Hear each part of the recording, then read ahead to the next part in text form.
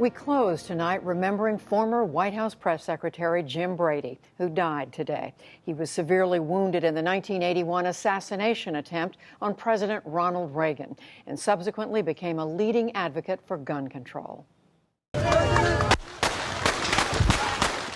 Ronald Reagan was 2 months into his presidency when John Hinckley Jr. drew a $29 handgun outside the Washington Hilton Hotel on March 30th, 1981. He wounded the president, Brady, a Secret Service agent, and a Washington police officer.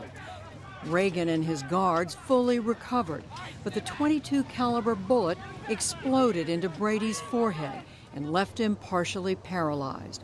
He spent the rest of his life in a wheelchair, but with his wife Sarah, campaigned for a gun control law known as the Brady Bill.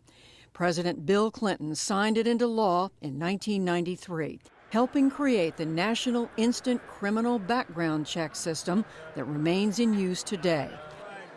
Last year, the Bradys spoke to us about the struggle for new gun control legislation. We want to stop the carnage, all the killing that's going on.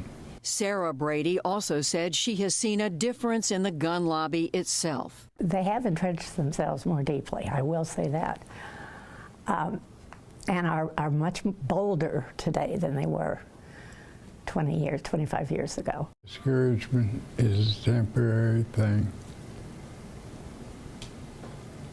You just saddle up and get back into the fight. James Brady was 73 years old. For a closer look at the life of James Brady, we're joined by former White House Press Secretary Joe Lockhart, who served under President Clinton, and Molly Dickinson. She's the author of Thumbs Up, The Life and Courageous Comeback of White House Press Secretary Jim Brady. And it's good to see you both. Thank you. Molly Dickinson, as you know, as we know, I covered the White House of Ronald Reagan. I was there the day Jim Brady was shot, the president was shot. We're going to talk about that horrible moment just in a second. But first, remind us who Jim Brady was before he was hurt.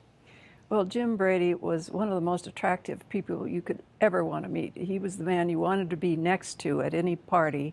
He and Sarah both, so down to earth, so kind also, and both very funny, but Jim was known for his humor. And he never lost his sense of humor, and he never lost his political smarts either. He saw the world in real time, and he understood the world, and he was a great aid to Reagan. You spent a lot of time working on your book, talking about the courageous journey, as you described it, of Jim and Sarah Brady. It was a tough comeback for them because he almost died. Yes, he did. He took a bullet that went from here to just above his ear, and it did a lot of damage, but did not shoot away the essential Jim Brady. And they've both been extremely brave in facing this, and then to take on the gun lobby, which gets more and more difficult all the time, as Sarah just said in your setup there. Yeah, and Joe Lockhart, you of course were working for a president, 2 presidents later, Bill Clinton, but you got to know Jim Brady through the gun control. Well, we got to know him through all of the work they did, both by passing the Brady Bill and then in the failed efforts, and after Columbine, which was very frustrating. The high school shooting. And I think at the time it was extraordinary that we got something done on gun control, the Brady Bill. But if you look now, 20 years, 30 years later, it's more extraordinary. The country's lived through Newtown, where children, an amazing number of children, we couldn't do anything. But Jim and Sarah, and we shouldn't forget Sarah, she's the not-so-secret weapon in that team. They got it done with a lot of political help, but they're the ones who got it done. Talk about what it was like to work with him during that period, because as we said, he was mostly in a wheelchair, but he was active in this campaign. Yeah, the word is inspiring. Jim had physical limitations, and he had trouble speaking, but you could tell there was something in there. And the most amazing thing was, most people would react bitterly to this. I mean, he had worked his whole career, and a month into having the job, he wanted his whole life. It was taken away from him. Right. And what he did was he turned that into positive energy. And he was funny and irreverent, and the tougher the moment got, the more positive he became. And it was just an amazing and inspiring guy. Molly, why was he able to do that? As Joe said, many people, you could understand why they would be bitter. It's in his constitution. It's the kind of man he was to begin with, and with the help of Sarah, who they're very much alike, both of them. They both love life and love jokes and laughter.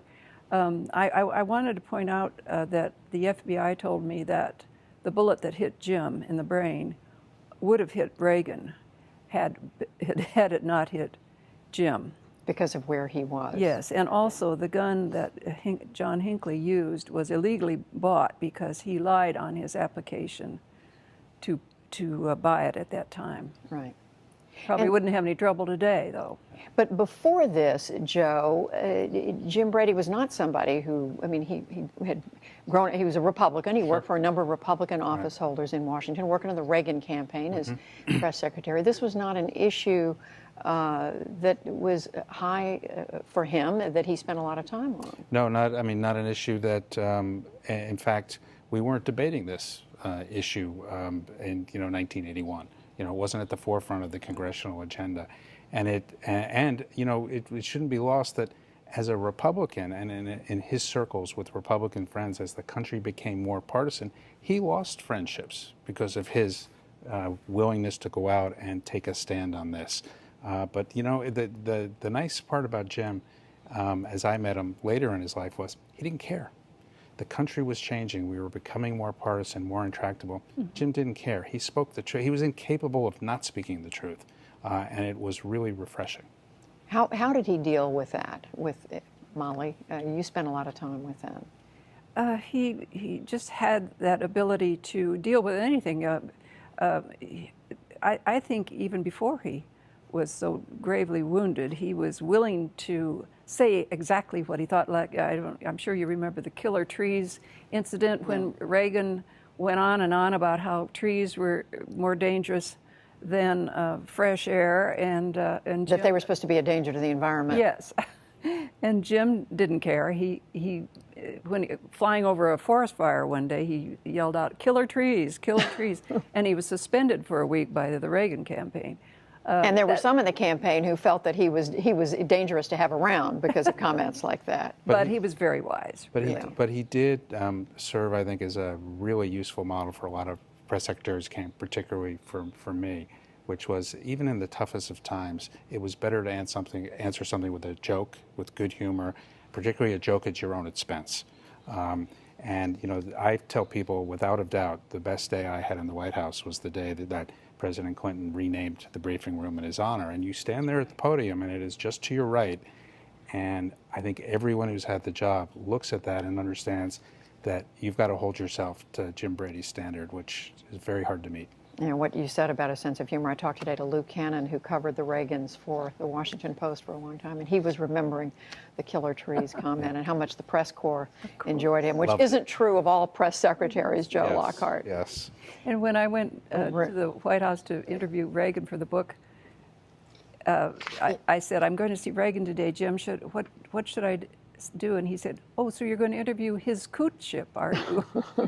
He always has. Molly Dickinson and Joe Lockhart remembering Jim Brady. Thank you both. Thank you. Thank you.